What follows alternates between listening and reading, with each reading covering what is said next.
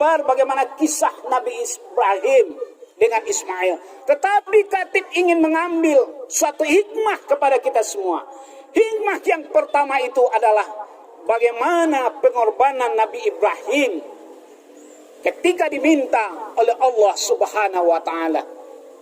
Hikmah yang kedua, bagaimana kesolehan seorang anak,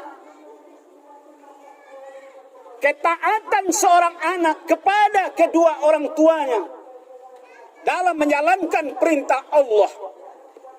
Bapak-bapak, ibu-ibu sidang jamaah Id yang dirahmati oleh Allah, ada satu kisah yang sangat menarik bagi kita.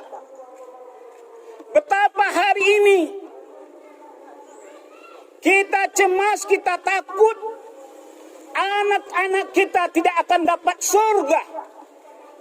Anak-anak kita tidak akan dapat baunnya surga. Kenapa? Hari ini banyak anak-anak yang tidak patuh dan taat kepada orang tua.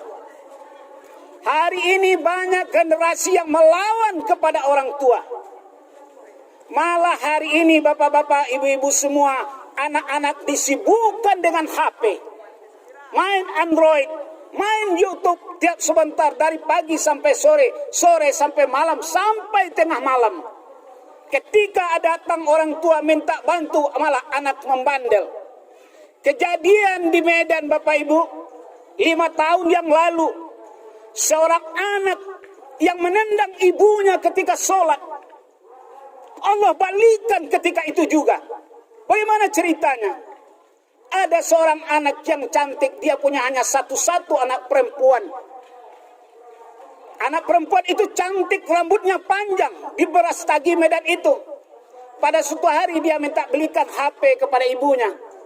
Ibu adalah seorang janda, ayahnya sudah meninggal. Pekerjaannya hanya mencuci kain dari rumah ke rumah orang. Dia bilang, "Mak, belikan aku HP, Mak. Orang semua sudah pakai HP, Mak." Dibilang ibu, "Nak, sabar nak. Ibu tabung dulu uang ibu dari hasil cucian baju orang ini.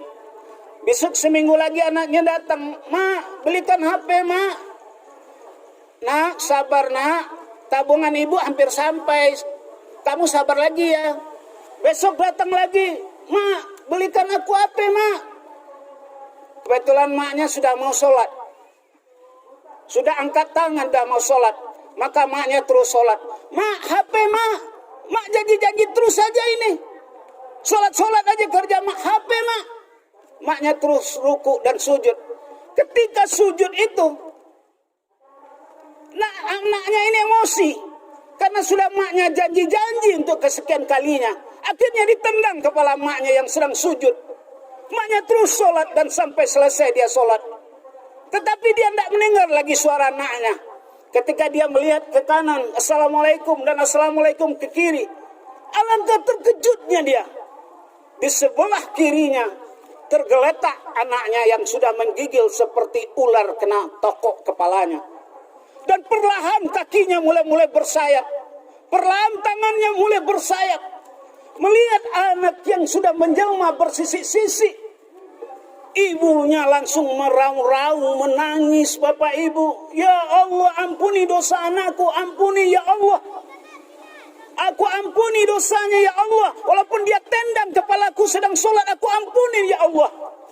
Tetapi Allah sudah melaknat anak-anak yang durhaka kepada ibunya. Maka jadilah anak itu bersisik. Gemparlah dunia, gemparlah Indonesia, menjadi viral berita di mana-mana. Bapak-bapak, ibu-ibu sidang jamaah Id yang sangat dirahmati oleh Allah. Betapa hari ini kita lihat anak sibuk main HP, tapi sedikit waktu untuk orang tua. Kadang-kadang anak sibuk tiap sebentar men-WA teman. Sedang kuliah di Padang, di Jakarta, di WA terus teman tiap saat. Mungkin pacar, mungkin kekasihnya. Sedang apa dek? Lagi ngapain? Tetapi orang tuanya yang bekerja mencari nafkah, mengumpulkan uang 100, 1000 setiap hari. 1 bulan pun jarang di WA. 1 1 bulan pun jarang ditanya sedang apa mak. Yang dia tanya uang belum datang mak, uang belanja belum sampai mak. Tapi adakah dia tanya lagi apa mak, sehatkah mak, bagaimana kondisi mak? Sedih kita hari ini bapak-bapak, ibu-ibu sidang jamaah Id. Kalau bicara hari ini dengan temannya lembut-lembut, bisik-bisik, mungkin temannya belahan jiwa. Tetapi ketika sampai di rumah, berhadapan dengan ayah dan ibu, bicaranya mulai meninggi, sudah mulai kasar, omongannya sudah mulai keras. Maka anak yang seperti ini jangankan dapat surga, mencium surga pun tidak akan pernah dapat. Tidak seperti Nabi Ismail. Nabi Ismail jangankan tenaga dan pikirannya Bapak Ibu, tetapi lehernya disuruh goroknya oleh ayahnya. Silakan ayah, kalau itu perintah Allah. Bapak-bapak ibu-ibu sidang jamaah Id yang sangat dirahmati oleh Allah. Saya sedih Pak, membaca satu kisah tayangan video yang disiarkan dari negeri Arab sana. Apa ceritanya? Ada seorang dokter perempuan yang sudah praktek mengobati orang 17 tahun. Pada suatu kali dia kedatangan pasien yang aneh. Ada seorang pemuda yang gagah, yang ganteng, membawa seorang ibu yang sudah tua kurus kering. Dibawanya lah praktek ke tempat ibu ini. Ibu ini kebetulan spesialis saraf atau mengobati orang-orang yang gila, orang-orang yang stres. Sampai di tempat itu, ibu itu mengamuk-ngamuk, mencaci maki dokter. Anaknya diludahi, kemudian diobrak-abrik seluruh ruangan dokter itu. Melihat itu, anaknya Pak bilang ke dokter, Bu, nanti saya ganti seluruh peralatan ibu yang dirusak oleh ibu ini. Bu, jangan marah Bu, nanti saya bayar berapa kerugian ibu. Ditanya oleh dokter, memangnya ibu ini siapa? Dia ibuku. Oh, ibu kamu ya? Silakan. Akhirnya dokter memahami. Saya mau tanya, sejak kapan ibumu begini? Gila begini sejak kapan? Rupanya ibunya gila. Sejak saya hamil, Bu dokter. Oh, sejak kamu hamil? Ketika saya lahir, Bu dokter, ibu saya gila juga. Itu siapa yang membesarkan kamu? Saya dibesarkan oleh kakek dan nenek. Nenek yang memelihara. Berarti ibu kamu tidak tahu kalau kamu anaknya? Enggak. Dia enggak tahu kalau aku anaknya. Karena dia hilang ingatannya. Karena dia terjatuh. Waktu dia mengambil air di sumur, kepalanya terbanting. Dia jatuh. Hilang ingatannya. Oh, hebat betul kamu. Kamu tidak tahu kalau dia anak. Ibu ini tidak tahu kalau kamu anaknya. Kenapa kamu mau juga merawat? Kenapa kamu mau juga bantu? Maka dibilang sang anak, wahai Bu dokter, ibu saya ini mungkin enggak tahu kalau aku anaknya. Tetapi Allah tahu. Aku lahir dari rahimnya. Aku keluar dari rahimnya. Allah tahu darah yang ada di tubuhku, di badanku adalah dari ibuku. Mendengarkan itu, sang dokter cepat-cepat berikan resep. Kemudian tutup pintunya dan bilang ke perawat di luar, "Hai perawat, hari ini praktek dokter tutup. Dan kalau ada pasien masuk bilang tidak ada lagi pengobatan." Maka ditutup. Setelah ruangan kamar ditutup, apa yang dilakukan oleh dokter, bapak-bapak? Dia menangis sejadi-jadinya. Menangis meraung-raung di dalam ruangan praktek itu. Apa yang dia tangiskan? Sudah 17 tahun saya jadi dokter, mengobati banyak orang gila.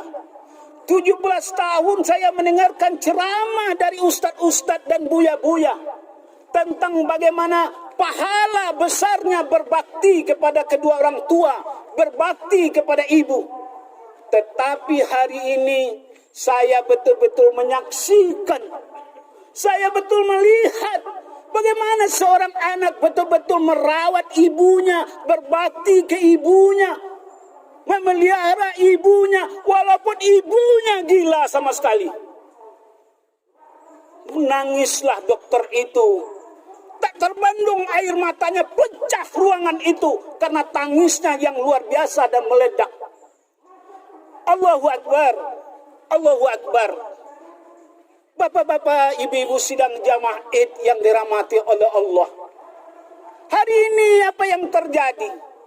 Bicara sama teman, bicara sama pacar, lembut-lembut. Tapi bicara sama orang tua, kasar-kasar. Tiap sebentar beli baju ibu-ibunya. Tiap sebentar beli baju bapak-bapaknya. Tapi baju untuk ibunya 1 kali 1 tahun pun jarang dibelikan. Kalau bangun rumah yang besar, rumah megah, suami di depan, anak di depan, sang ibu di belakang ditaruh. Sudah jadi kaya, jadi pejabat, jadi orang terhormat. Banyak tamu-tamu yang datang, tetapi ibu selalu di belakang-belakang. Datang tamu yang Pak Camat, Pak Lurah, mungkin Pak Bupati ke rumah kita. Hormatnya bukan main kita. Angkat tangannya bukan main. Cerita lama-lama sampai 2 jam, 3 jam dengan tamu itu.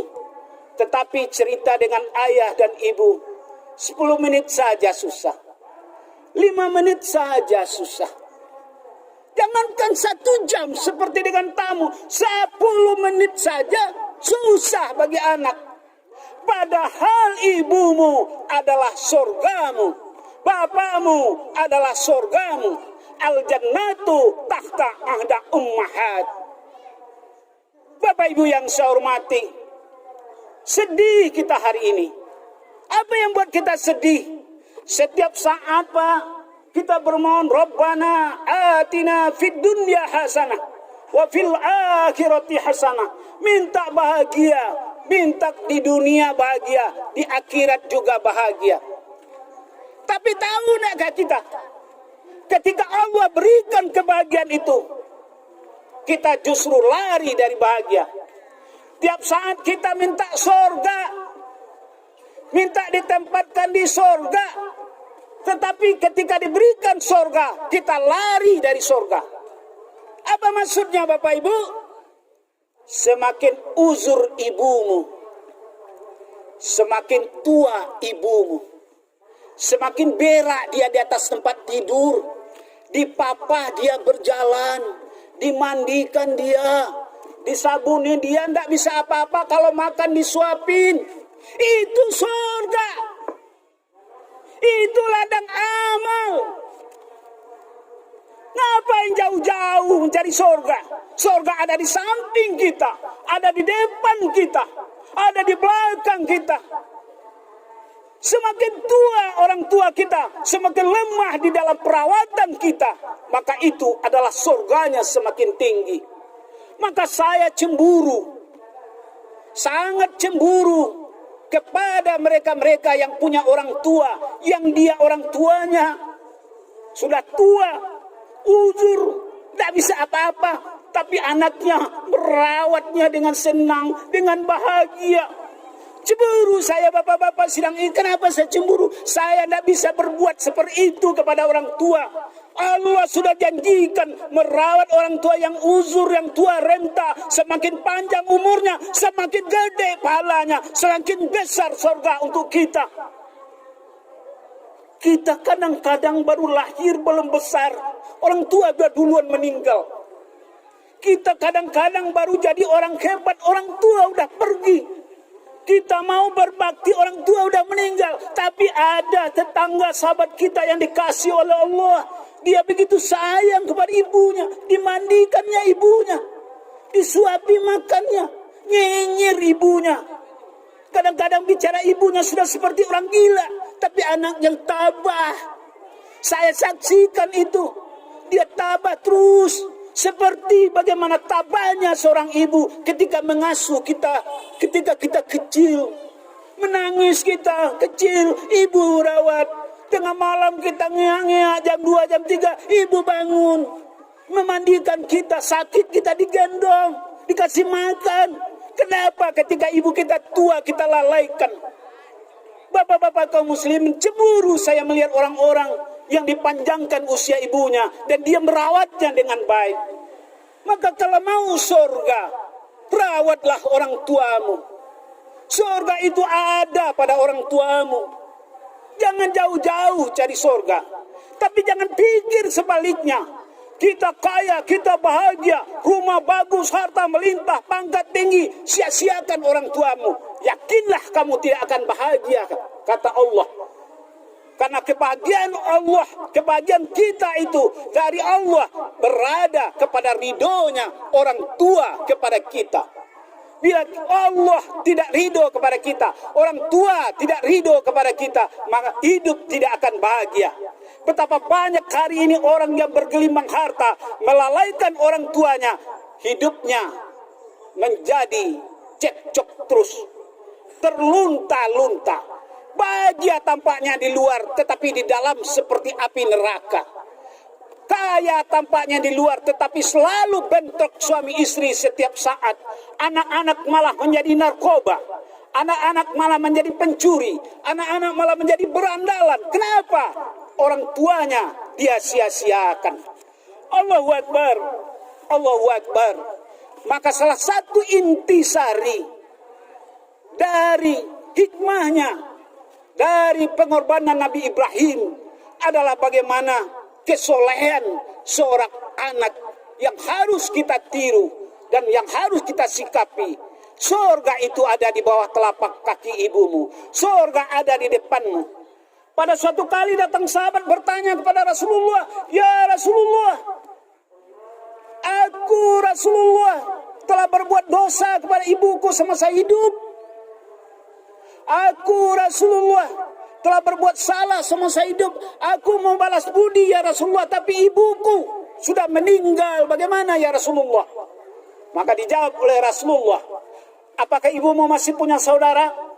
"Punya ya Rasulullah." "Maka berbuat baiklah kepada saudara-saudara ibumu dan ayahmu. Santuni dia, sayangi dia.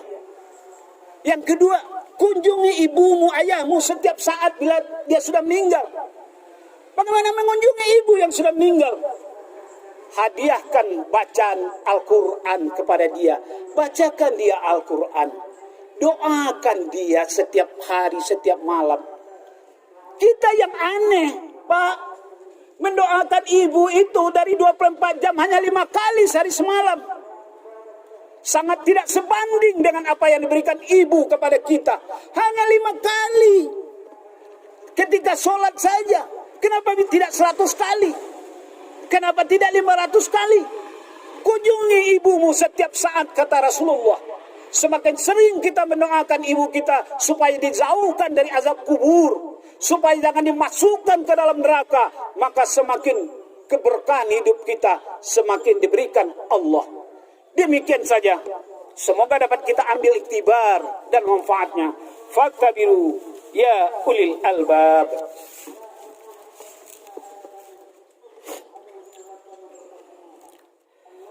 Allahu Akbar, Allahu Akbar, Allahu Akbar, Allahu Akbar, Allahu Akbar, Allahu Akbar, Allahu Akbar, Allahu Akbar kabira walhamdulillahi katsira wa subhanallahi bukratan wa asila.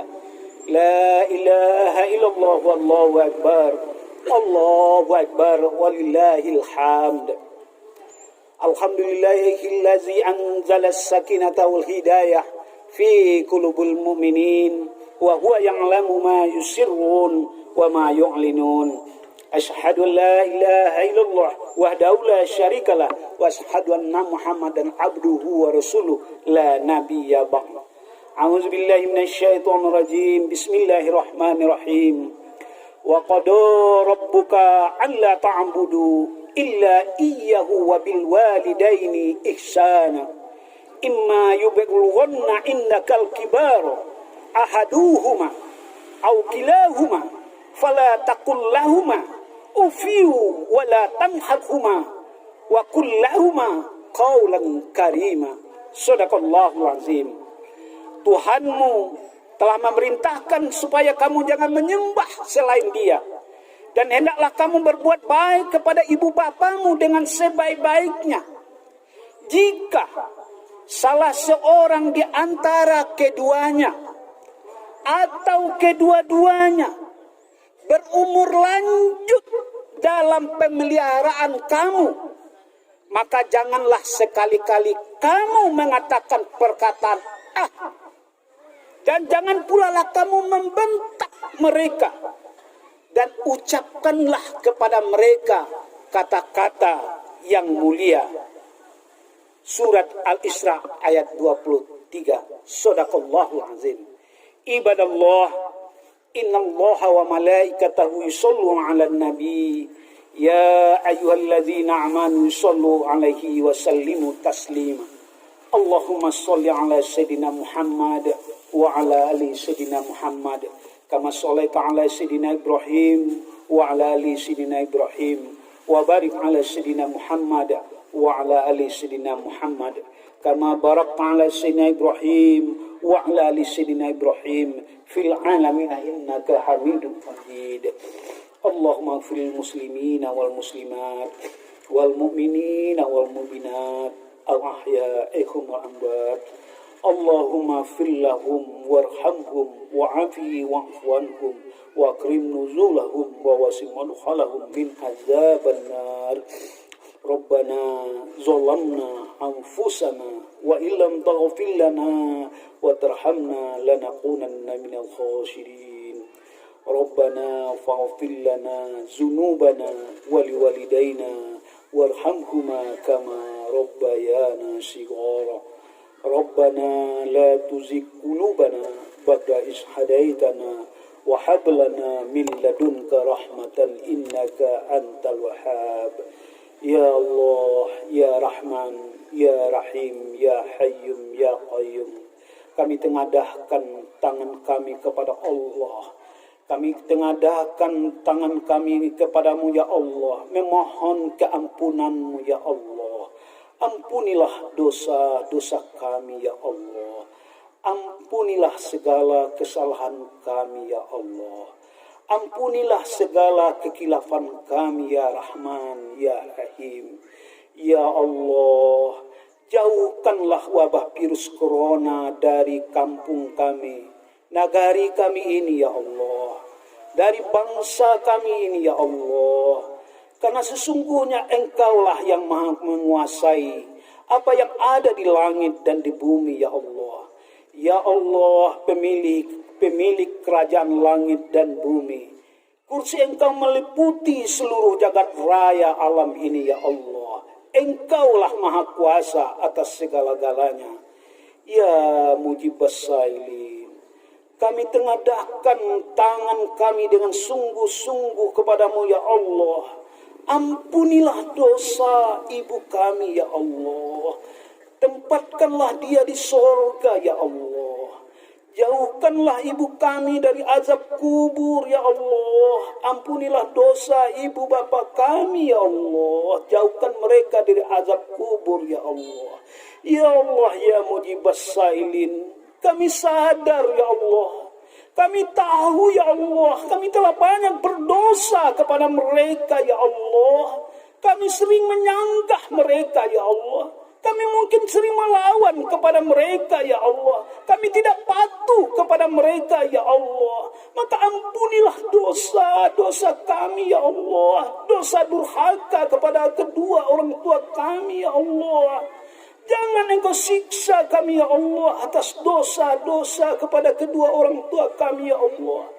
Ya Allah, ya Mujibas Sailin, ya Allah, ya Hayyu. Kami tahu belum bisa membalas jasa kedua ibu bapa kami. Air susu ibu kami belum bisa kami balas. Mereka memandikan kami, mengasih kami makan, belum bisa kami balas ya Allah. Mereka mendidik kami, belum bisa kami balas ya Allah. Maka ampunilah dosa mereka ya Allah. Tempatkan mereka di surga-Mu. Jangan azab mereka ya Allah.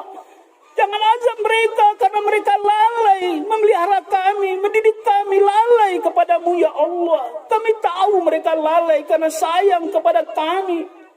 Maka jangan azab mereka ya Allah. Engkaulah yang maha pengampun, ya Rahman, Ya Ghafur, Ya Hayyum, Ya Qayyum. Kami sayang kepada ibu bapak kami, ya Allah.